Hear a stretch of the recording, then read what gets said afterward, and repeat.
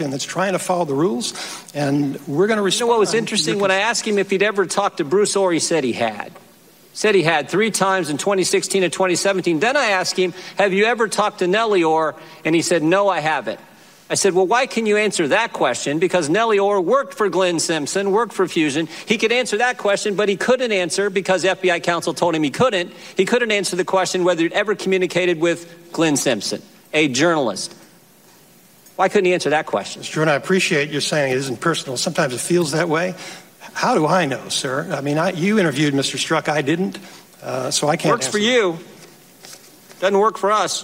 There are 115,000 people who work for me, sir. Mr. Rosenstein, did you threaten staffers on the House Intelligence Committee? Media reports indicate you did. Media reports are mistaken. Sometimes.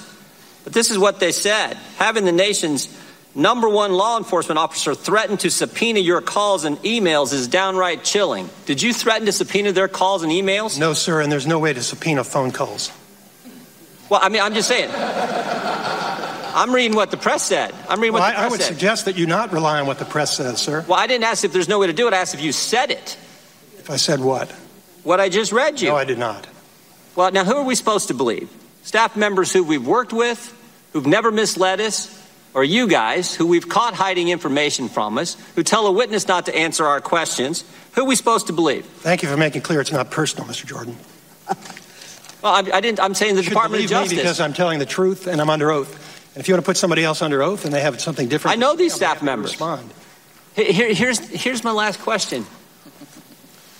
What's so important that you know that you don't want us to know, that you won't give us the documents we're asking for, that the House of Representatives is about ready to go on record saying you should give us? What's so darn important that you will threaten members, at least according to media reports and according to the staff members, threaten members? Parliamentary inquiry, Mr. Chairman.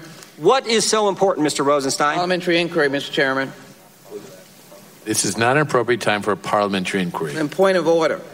The gentleman keeps representing that the House of Representatives, yes, it